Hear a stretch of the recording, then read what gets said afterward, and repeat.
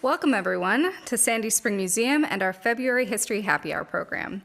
I'm Leslie Rose, the Community Programs Coordinator at Sandy Spring Museum, and I'm delighted to have the legendary blues musician Phil Wiggins with us tonight, who, along with help from our friend Mark Puryear, will be discussing Wiggins' book, Sweet Bitter Blues, Washington D.C.'s homemade blues scene. This wonderful selection of stories from Phil's life, histories of important members of the scene, and reflections on the places that brought the scene together was co-authored by Frank Matheis and published in 2020 by the University Press of Mississippi. We are very lucky tonight to take a deep dive into this important local history with Phil and with his music. And during the last 10 minutes of the program, we will take questions from you, the online audience, which you may type into the Zoom chat. But before we begin, we'd like to share that tonight's program is in celebration of Black History Month. Sandy Spring Museum organized tonight's program because we are committed to working towards dismantling systemic issues that impact marginalized communities in our society. We believe that it is critical that museums are part of the conversations to address the historical and current injustices in our nation and to celebrate communities that are too often under-recognized.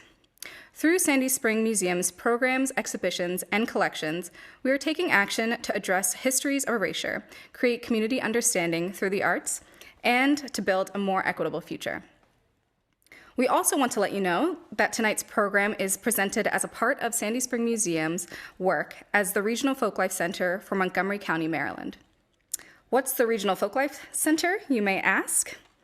Well, the Regional Folklife Center is a program housed within the Sandy Spring Museum, directed by ethnomusicologist and public folklorist Douglas Peach, that works to sustain and advance the traditional arts of Montgomery County, while supporting the artists who keep the traditional arts of our region alive.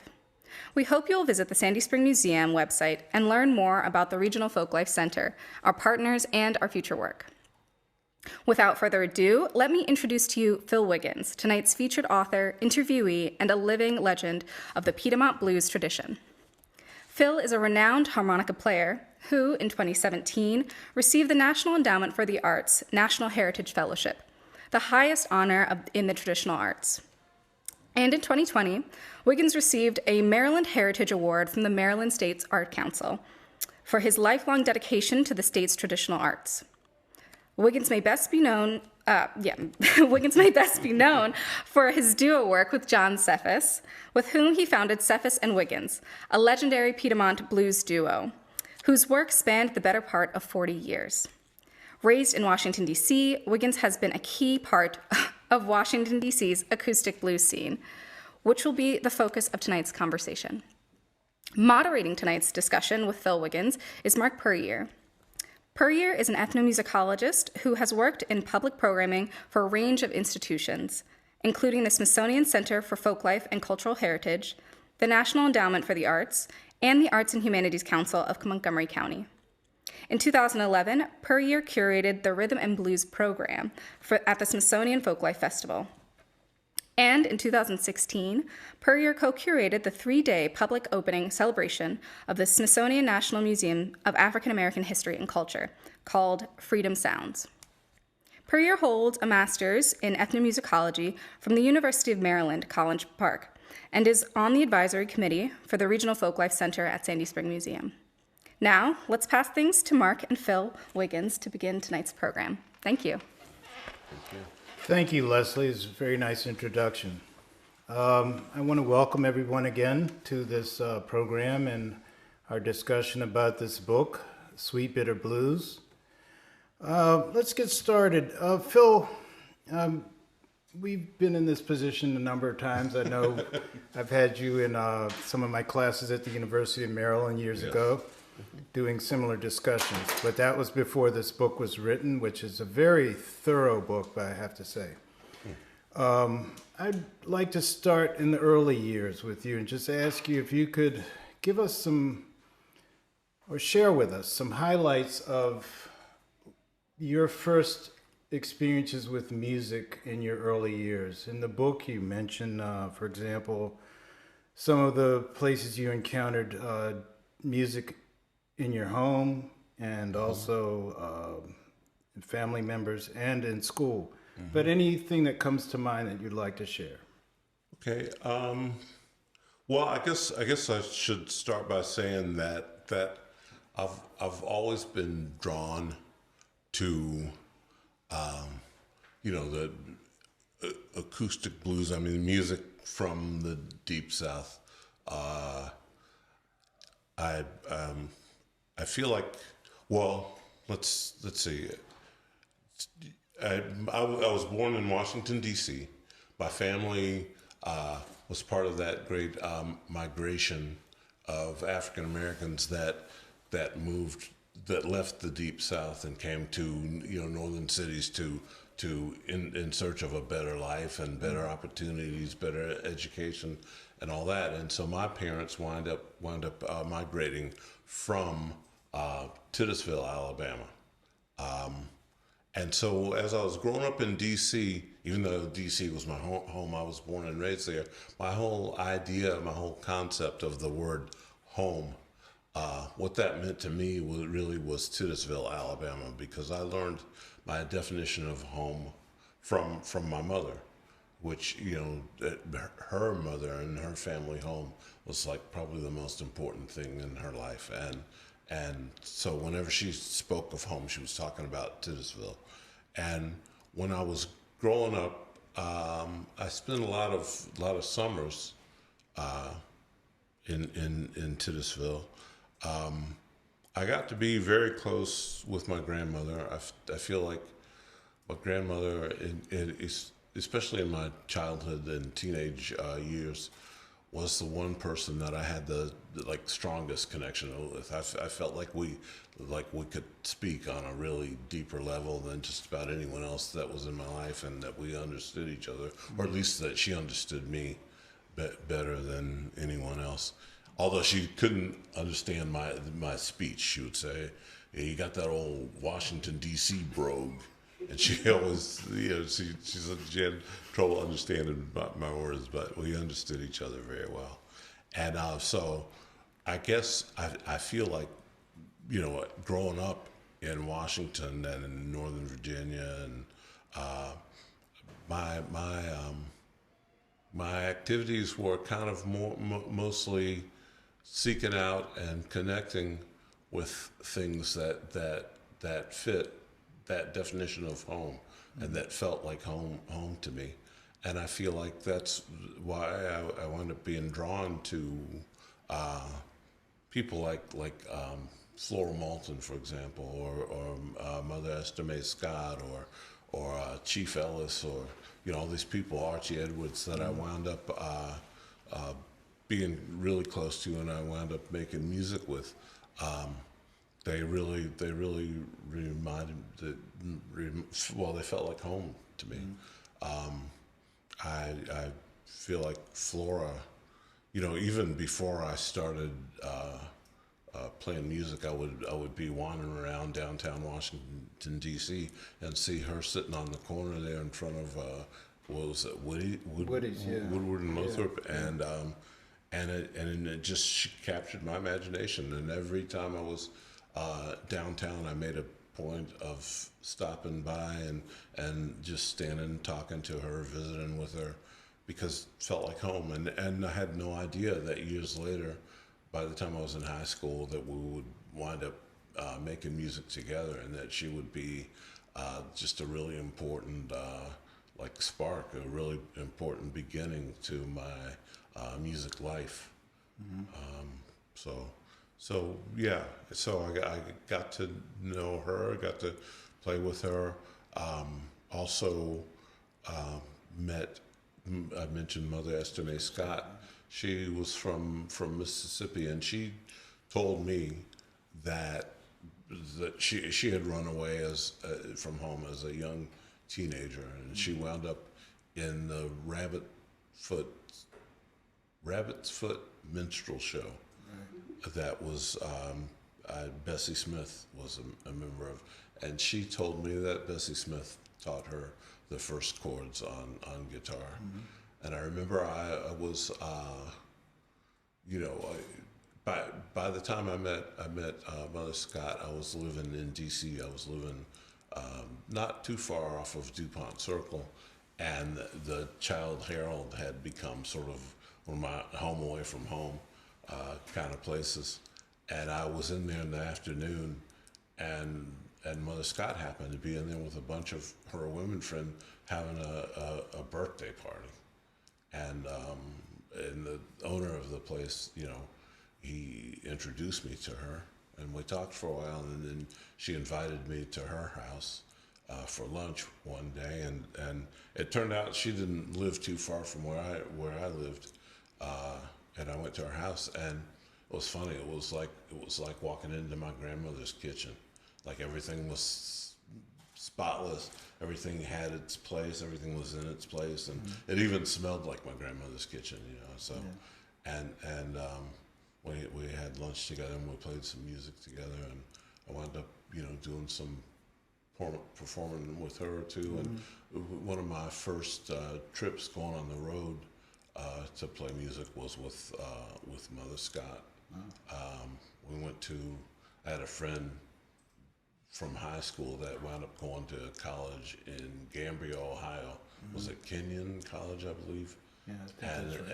And they started a folk club, and they put on a festival, and so she got me and Mother Scott and Archie Edwards to come, and a couple of people, a guy named Vigo and Elsa Hayes, they came with us too, and we went down there, and that was one of my first road trips. And if you want me to take a break at any point to give you a chance to say something. No, this is good. I like that you're carrying it in a narrative form. So I think it's great. And then with Flora, I wound up being able to. Well, she was hired by the Smithsonian to play at the Smithsonian Folklife Festival. This was when I was in high school, and so she invited me to join her on that, and so I was kind of like crashing the thing, but then the woman who was in charge of the African diaspora part of that festival, she noticed me. She noticed I was there hanging out with Flora, and that Flora liked having me around. Flora was pretty much blind, right? And so she liked having someone to help her out, help her get around, and she liked my harmonica playing, so she liked to have me. And then that's Dr. Bernice Regan that I'm referring to, and when she saw that Flora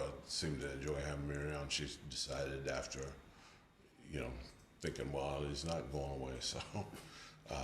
So anyway, so she hired me to about the second year, and then for I don't know, like 3 or 4 years after that, and so I got to play with her there, and then from that I got to meet all kinds of,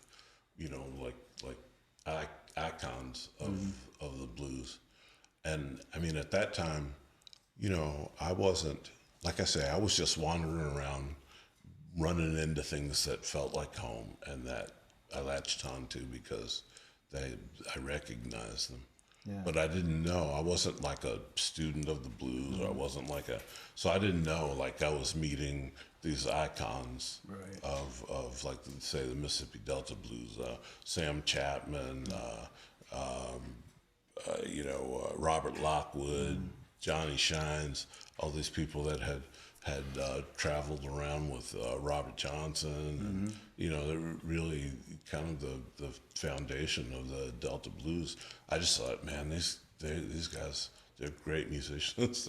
They're fun to play with, and so I got to play with all these folks that were like, unbeknownst to me, icons of acoustic blues. Yeah. I think it might help our audience to realize, too, that there's plenty of documentation of that period when Phil was playing in the festivals with Flora Moulton. There's the Smithsonian Center for Folklife Call for Heritage has a lot of documentation of that time period. And also something that really is, I think, important here is across the generational lines between Mother Scott and Flora. They recognized something in Phil. For example, and I won't take long with this, Flora played pretty much every good weather day, and I've seen her out there as a kid. She was even out there some of the days when it was snowing, rough weather. So she encountered a lot of people. So I think it's really credit to Phil's dedication and something about his spirit that really came through to someone like Flora Moulton and Mother Scott. And the next question, because just jumping off from there, because you mentioned quite a bit, you encountered a piano player named Chief Ellis, and that's also where you first ran into John Cephas, if I'm not mistaken. True. Is that correct? True. Yeah, can you share about that? So, yeah, I've been told that I'm wrong about the year, but I believe it was 1976 that John and Chief and James Bellamy came to the festival, and I met them. Chief was the band leader of that group, and he played the piano. He played what they called barrel house piano, and then John Cephas, who was from Virginia, actually born in Washington D.C., born in the Foggy Bottom neighborhood, but his family home was down between Richmond and Fredericksburg, in Virginia, and they had land down there that they got in that 40 acres and a mule deal. And John is one of the few people that I know that was able to hold on to that land and keep his whole keep it intact. And he built himself his home down there, and he built his mother a home down there, and anyway, so, and then they had James Bellamy, who John, his day job was working at the National Guard Armory in D.C. as a carpenter, and he was like the manager of the carpentry shop there at the armory, and he befriended a young guy named James Bellamy, who was a security guard down there, and James Bellamy was really a funk bass player. And then John invited him to come and do some jamming with him and Chief, and they basically taught James Bellamy how to play, how to walk the bass and how to play play blues on bass. And so they had that trio, and they called it Barrel House Rockers. So that's who was playing at the Smithsonian when I met them. I was there, of course, playing with Flora Moulton, and I'd gotten to be really good friends with Johnny Shines, who is not his claim to fame, but people that write about him always write about how he traveled, how he knew Robert Johnson and traveled with Robert Johnson quite a bit. I know that for him, it kind of bugged him that when people met him, that's all they wanted to talk about, because he was a brilliant musician in his own right. He had a beautiful, high, thick voice and just great guitar playing and all, but everybody just wanted to talk, what was it like traveling with Robert Johnson, And so, but he and I got to be good friends, and he is actually the one that introduced me to Chief Ellis, and introduced me to and therefore John Cephas. And the funny thing about Chief was after so what happened was we got into that we were just kind of strolling around the festival, and things had been shut down, and somebody forgot to turn off a sound system, and one of those guys walked up and tapped on a mic, and it found it was live, and next thing you know, we're all having a jam session, me and John and Chief, and a guy whose name I'm not going to be able to remember, from California, the one that wore a turban all the time. I can't remember his name right now. But anyway, so we got into a jam, and then after that, they invited me that night. They were going to be at the Child Herald, which, like I say, I was connected with that. That was like, and that guy, the guy that owned that bar, was in the habit of, in the summer, coming and rooting around the festival and getting, he knew all the players, had the evenings off because the festival shut down, before sunset. Yeah. He'd get them to come down to the Child Herald and play. And so Chief and them invited me to go down there and sit in with them. And I did. And then they invited me to join their band. And then one more interesting thing about Chief, after I'd been kind of playing with him for a couple of years, it was during Jimmy Carter's inauguration. They had a bunch of events, and we got the Chief Ellis and the Barrel House Rockers got hired to perform in a couple of them. One, my favorite one was we got to be in the parade, and that was great because we I forget where we paraded around, but then after the official parade was over, we had to go like through the neighborhoods so the float could go back to the warehouse where it came from. And that was the favorite part for me. We would be passing through these neighborhoods, and we were still jamming. Yeah.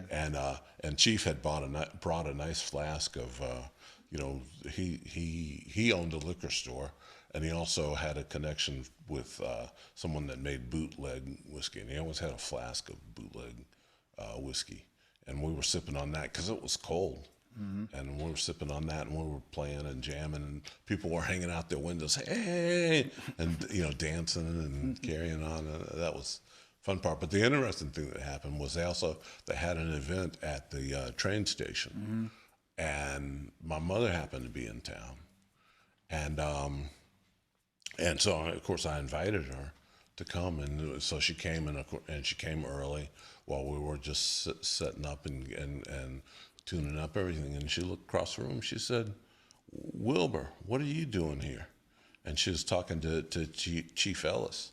And it turns out Chief was from Titusville, Alabama, and he and my father were classmates when they were in elementary school, which was amazing to me. My father passed when I was 7, so in my life I hadn't, and still haven't, met very many people that knew him. Mm-hmm. And here I was playing in a band with his classmate. Yeah. Titusville, home. Right. So let me play a song. Please do. Please do. Because I've been talking about Titusville and my grandmother and home and all, and really, I've been telling people all these years that really where I ran into, where I fell in love with the acoustic blues was in Titusville. Like I say, I got to be really close to my grandmother, and when I was down there visiting, like we would spend summers, me and my brothers. I have four brothers, but at that time there were just the three of us mm-hmm. that were, my father's sons. My older brother, who wound up pursuing music, and my younger brother. So anyway, down there, they got hip to the fact that on Wednesday night, she would be looking for one of us to walk her to the church and wait till she was done with the prayer meeting, because by the time she was done with the prayer meeting, it was dark, and she didn't like to walk home in the dark. So she would like to, for one of us, which wound up being me, because my brothers made themselves scarce. But around the time she was looking for somebody, hey, Phil, come on, go to walk me to church. And I felt like I was quote unquote stuck doing that, but I loved it because I would be outside the church, like sitting there in the dark, listening to it was the elder women of the church, and they were doing what they call prayers and praises, where one of the women would sing a line, and then the rest of the congregation would answer back, and they were doing some serious prayers and praises, and it was so powerful. And of course the subject matter was sacred, but the sound of it to me was like pure blues. Mm-hmm. And sitting there in the dark with it just grabbed a hold of me, And so I feel lucky, actually, that happened. It's probably why I'm sitting here today doing what I'm doing. All right. Because of that.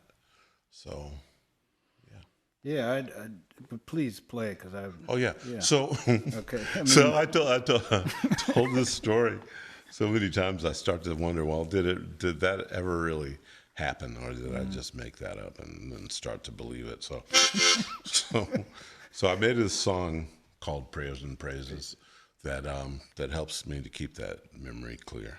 And so let me play a little bit of a Wednesday night prayer meeting with a little bit of Sunday morning snuck in there.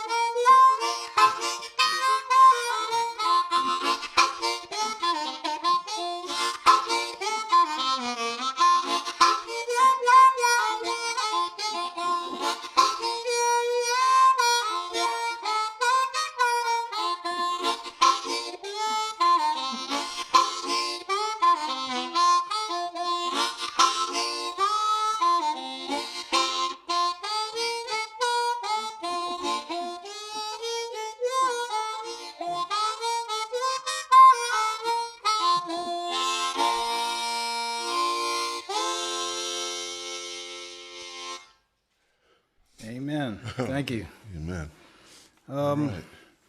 The sound of that prompts me to also mention to those of you who might be listening who don't know, Flora Moulton's music was also spiritual music. Yes. It was if you could have transport yourself to the soundscape back in D.C. on the streets.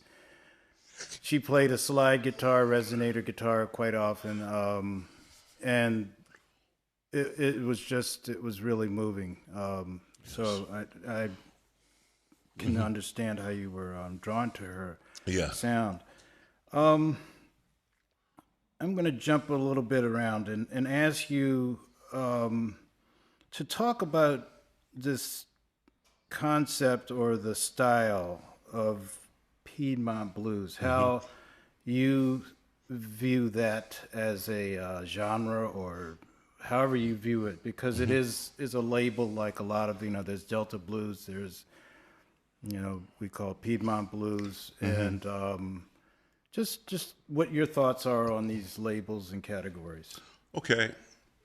Well, my understanding is that term Piedmont blues was kind of coined in the early 70s by someone who wrote a book about, acoustic blues, and they defined that as like a regional style that is associated with the Piedmont region, which is, from Virginia down to the northern parts of Georgia, and from the coast to the foot of the mountains, so the foothills, the rolling country. So, it's an interesting. To me, it's I guess just a term that someone created so they could talk about this particular music. All these guys that I know that were labeled as such, labeled Piedmont musicians, John Jackson, Archie Edwards, John Cephas, and then it goes back to, Blind Boy Fuller, Reverend Garrett Davis, a bunch of them. Well, those guys, they had this, I guess, what regional styles, and I guess what distinguished the quote unquote Piedmont style was the thing of finger picking, the melody line on the high strings with your fingers, and then and picking out an alternating bass line at the same time with your thumb. So if you want to know what that sounds like, it's basically sort of like you using the guitar as a like piano, like where your fingers are the right hand and your thumb is the left hand, where you so that gives you an idea of what it sounds like. The interesting thing to me is that all those guys, they played a lot of different styles of music. They loved music, if it was good music, and they played house parties. And they were the soundtrack for the celebrations that went on in the black community, and the people in the audience didn't say play some Piedmont, they just said play some music we can dance to, right? And then if it had a good beat, and then that thumb was strong, but they would play Delta style, they would play torch songs. John Cephas, who I wound up partnering with, loved like torch songs.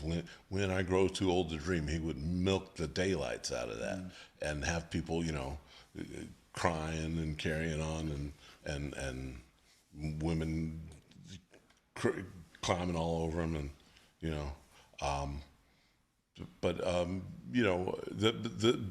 I guess the point I'm getting at is that the categories really didn't mean that much at all to the musicians. Okay. You talk about the Piedmont region, and then the Appalachian, or the Piedmont and the Delta, or the Piedmont style and the Texas style. Those folks, they traveled around a lot. They met lots of different musicians. They shared with each other. They influenced each other. And like I say, they, if a song had a beautiful lyric that captured their imagination, or if a song had a great rhythm that you could dance to, for whatever reason, they would latch onto it. They would put their own touch to it. They would make it their own, and they would put it in their set. Yeah. And but then that was it. I mean, it was mainly music for celebration, music for house parties. I feel like that in a way that kind of is carrying on this kind of an African aesthetic of not being like performer audience, right. but everybody being together, marking occasions, celebrating together. People in the audience, the quote unquote, the people not making music were making as much noise as the people making music, and the people that were not making music, they were, talking back to the people. Yeah, sing it, play that lick, or don't do that. That was, one of John's friends, Tease Rice. I could tell you a story about her, but maybe I won't. But she when she was, we would be at John's house partying, and having a house party, and when the music got really good to her, it was almost like so good she couldn't stand it, and she would just shout out, "Don't do that!" And you knew Tease Rice was having a good time at that point. So you were hitting it. Yeah. Good. That brings me to another question that you could elaborate on, and I'll just tell the audience that there is so much in this book. You really need to get your hands on this. What you're going to hear is really rich, but get the book and you'll get a lot more depth in it. Phil shares so much of the stories in this book, and in a really nice way that's very conversational. Archie Edwards was somebody who had a barbershop down there on Bunker Hill Road, Northeast Washington, D.C. That's right. And I guess that was on the edge of Woodridge and Michigan Park, or Michigan, I think it was called Michigan Park neighborhood. And his barbershop was the locus of a lot of really interesting, just as you described, the place where musicians would get together and really play with each other, enjoy each other's company. And I know I don't want to go too much into this, but really come out with a question. Share with us some of your reminiscence of Archie, and particular Archie himself, the man, and also that scene. And if you could maybe fill in a little bit about how the D.C. Blues Society was formed. Okay. Well, let's see. Archie, so within this community of acoustic blues players, when you think of like John Jackson, John Cephas, Chief Ellis, Flora, Archie, John Jackson had done a bunch of USA tours, had traveled to like Asia, and then got hooked up with the American Folk Blues Festival, which was an annual tour that was toured Europe. They called him Mississippi John Jackson, and he said, "Man, I never even been to Mississippi." And but so the point I'm making is that a lot of those guys, received much, like maybe more recognition than Archie, and got out and traveled more. But Archie was really kind of like the linchpin of the community. For one thing, if you wanted to know what was going on with everybody, like kind of on an intimate level, Archie was the one that always, would call everybody up and catch up with them, find out what they've been up to, and if you want to know what was going on, you'd get in touch with Archie. And he had his barbershop, like you say, and I believe it was on Saturdays, in the afternoon, he would shut down the barbershop, and all his guitar playing buddies would come, and they would have a jam session. and it was a real, good-natured competitiveness.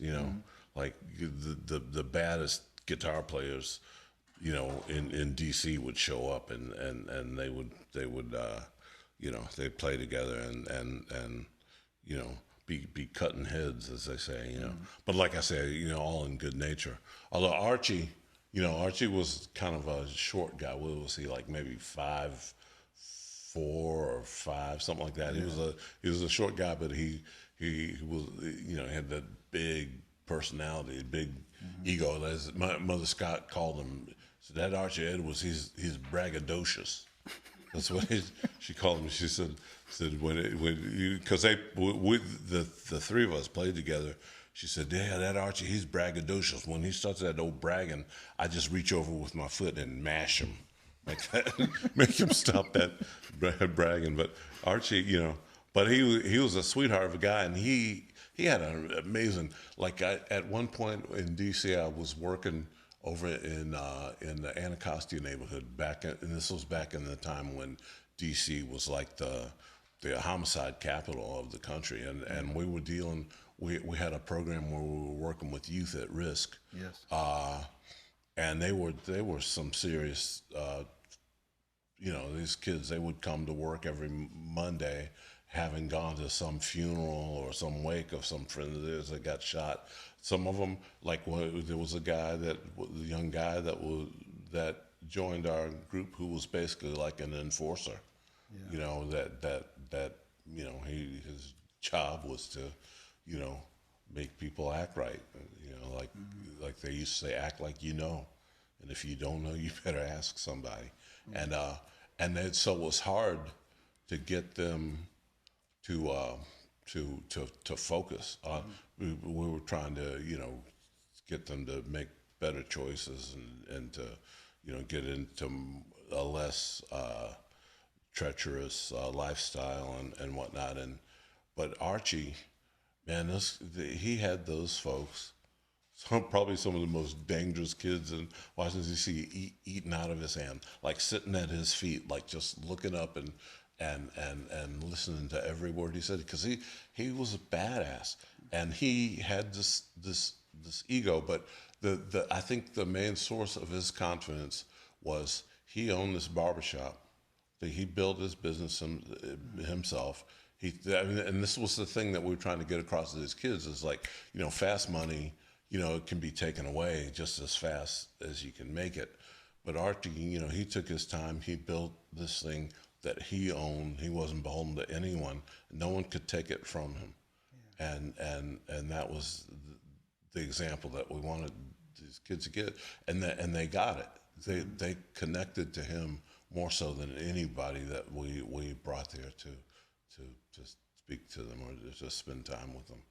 And so that's my main, it's like kind of a surprise to me. I'm like, because Archie, he wore like different color plaid pants and another plaid shirt and a third plaid cap, and I'm like, these kids are not going to relate to him, but man, he got them.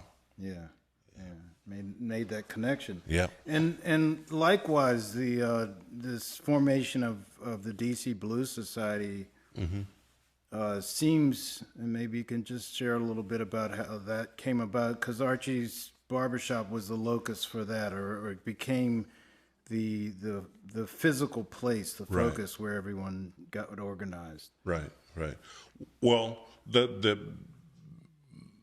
forming of the DC Blues Society really was John Cephas's idea, which to be honest, he got, I can't remember the guy's name. They used to call the Handy Awards, and they had this organization which became what is now the Blues Foundation. Yeah, the Blues Foundation.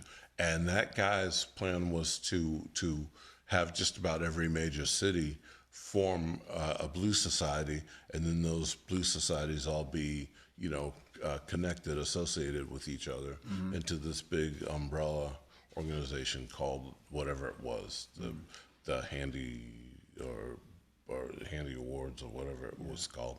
And we met him at somewhere where we were doing a gig, probably in Memphis, because that's where they were based, and he talked to John and encouraged John, and then when we got back to D.C., John started working on the D.C.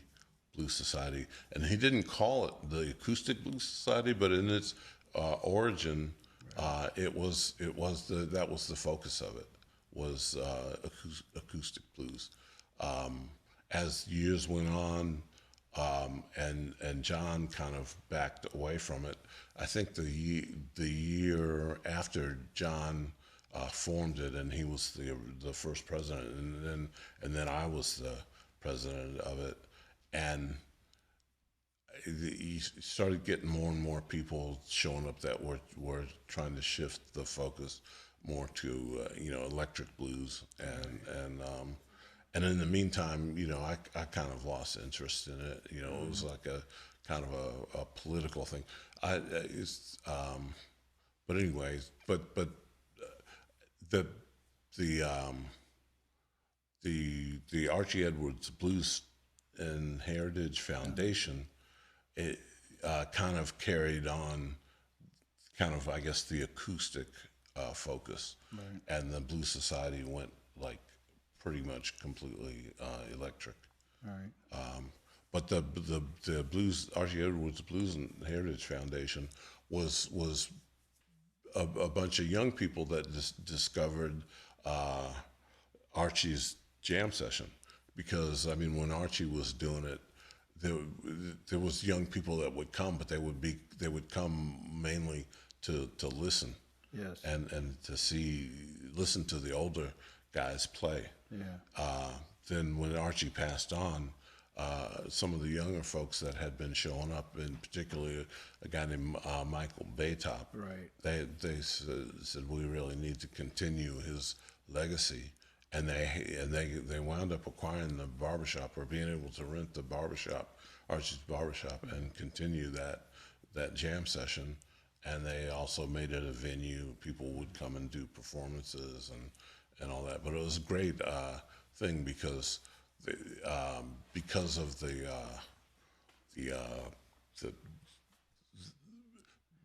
the influence that the older guys had on people like Michael Baytop, like John Jackson, John Cephas, all these guys, Archie.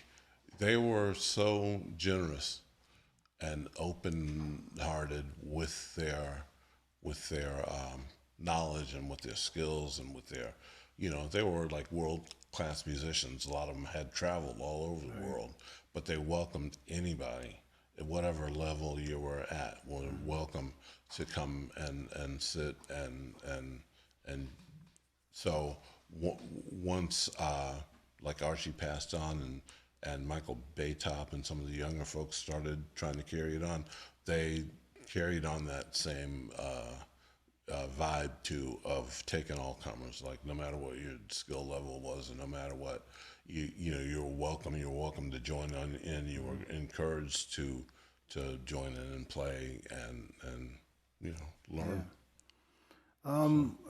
In the sake of time, I would like to ask you to share a little bit. There's so much this is a lifetime in this book. If you could share, because there are many names that we haven't even mentioned, and I'm so glad you mentioned Mike, but share a little bit about your experience touring and recording, either way, however you'd like to tarry that.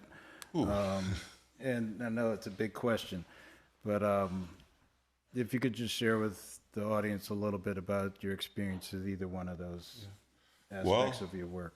Well, one of the greatest blessings and the greatest parts of playing this music that I love was that it gave me the opportunity to see a lot of the world. I love to travel. My family lived overseas for 4 years when I was a kid. My stepfather was in the military, so the traveling got in my blood. But I love to travel. I love to see different countries, to meet people from all over, to experience different cultures.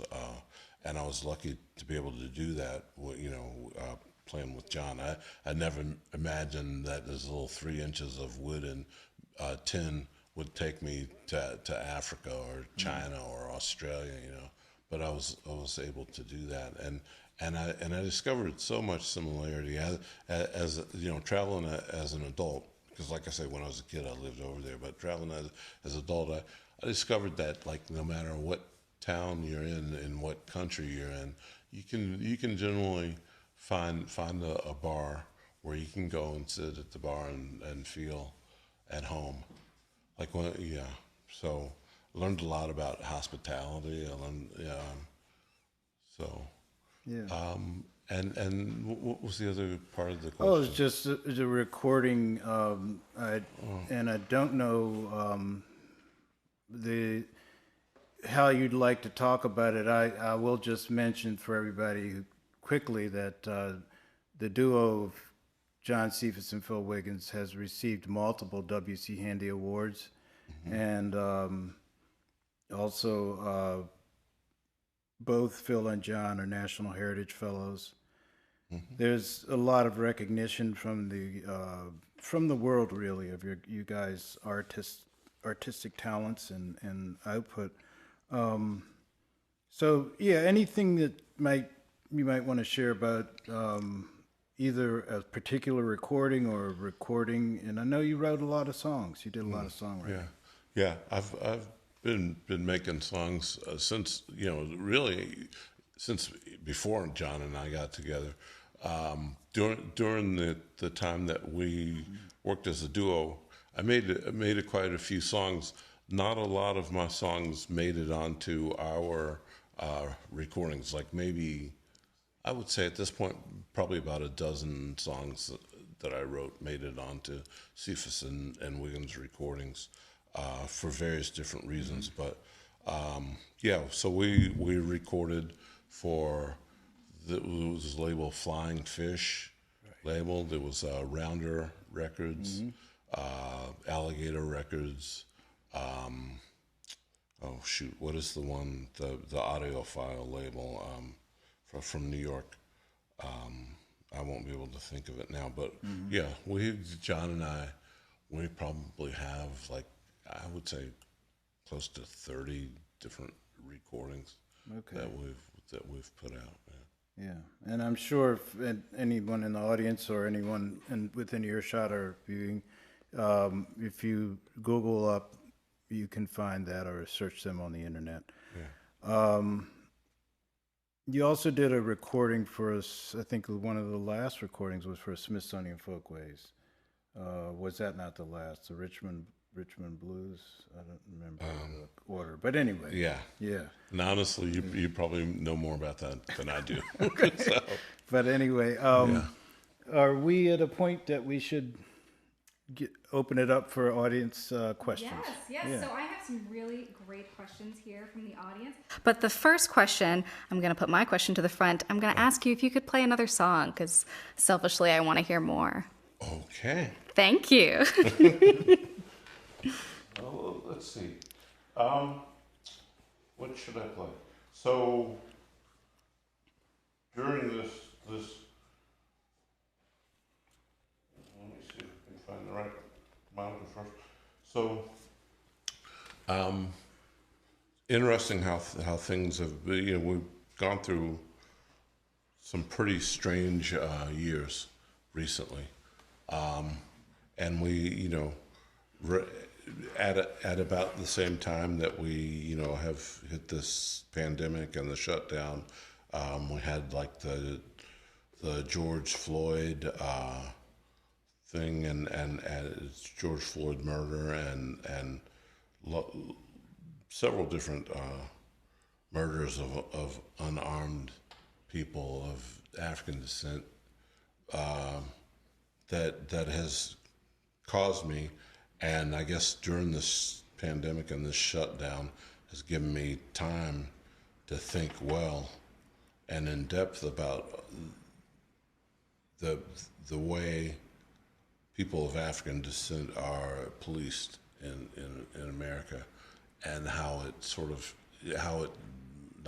but definitely has its roots in things like chattel slavery, Jim Crow laws, black codes, and all that, because you wonder why there's so much like bitterness and hatred and anger directed at people by people whose job it is to protect and serve, and you wonder how it got to be like that, and part of it, I believe, has its roots in that history.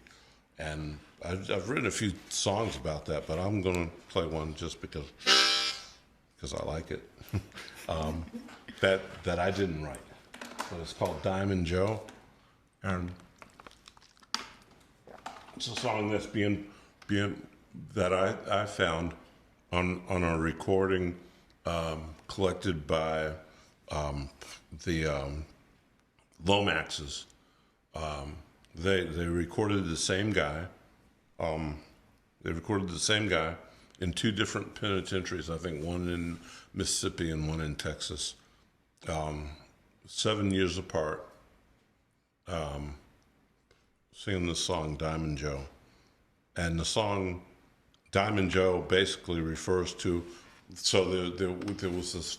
I'm yakking too much, but there was this forced labor system that they set up to continue to get African people's labor for free, and they would send you, they would fine you, and they would send you to a camp to work off your fine. And my understanding was that very few people got out of that system alive. But if you did, in this song, Diamond Joe refers to the train that would take you from the work camp and take you away from there. And that train had a diamond-shaped headlight on it, and so they called it Diamond Joe. So here's a little bit of Diamond Joe.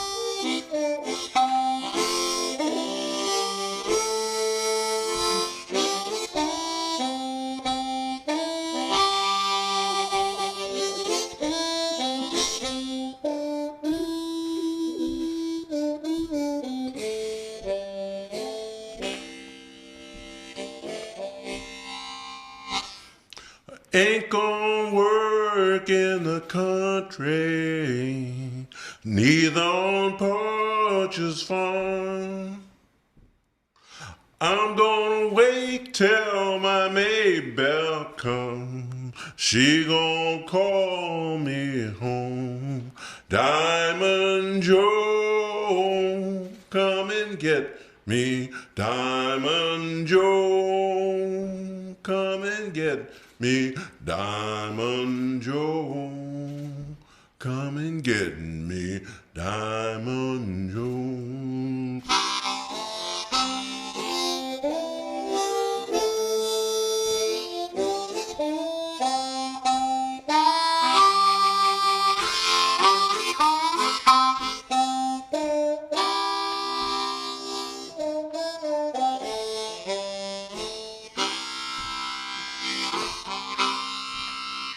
Well, I'm going up on the mountain, give my horn a blow.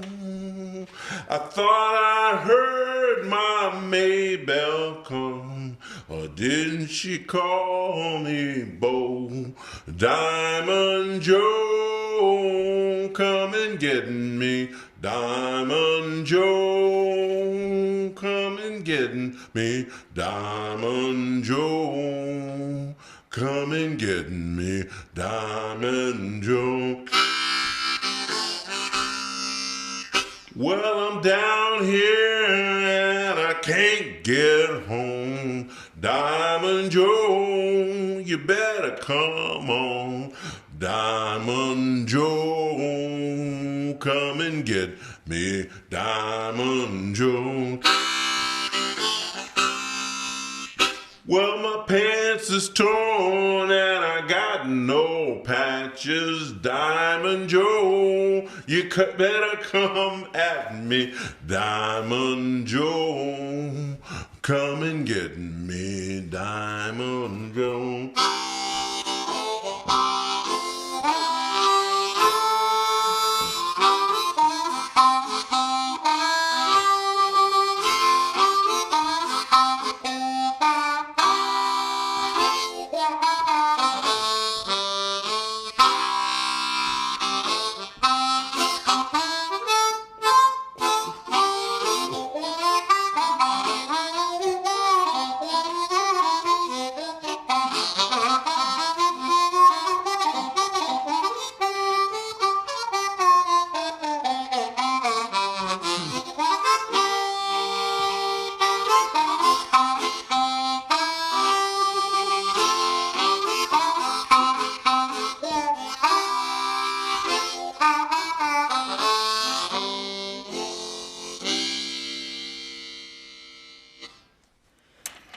Wow, thank you. All right, thank you. Thank you. I'm so glad I asked.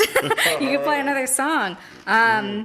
So I could listen to you play music all night, but we are running short on time, so I'm going to give you two of our audience questions. They sort of relate together. So Doug in our audience asked, in your book and in tonight's discussion, you talk about your own history and the history of the D.C. acoustic blues scene. How about the future? The future. What's coming next for you, and where would you like to see the scene 20 years from now? And so, on top of that question, somebody also asked, David in our audience asked about mentorship. Are there any younger musicians emerging that you are acting as their mentor? So sort of mentorship, future of acoustic blues scene here. Yeah. Well, of course, my community now has expanded to all over the country, and really, honestly, all over the world.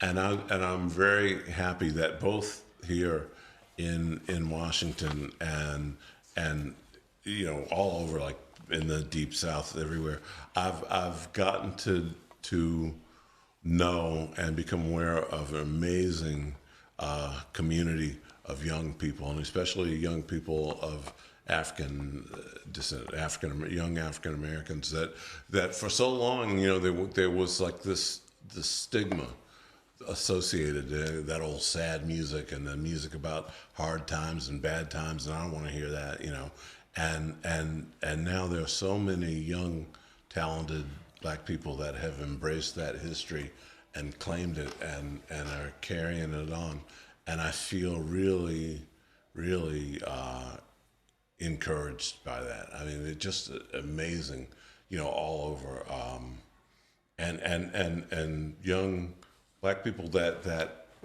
have not only mastered the music and directly connected to the roots of it, directly connected to where it came from, but also just very, very respectful and really kind of accept the responsibility for carrying it on. But and I'm using all these like serious this and that, but the main thing is that they're understanding that what it's all about is celebrating, and that celebrating nourishes our spirit, and that's what it's all about. So.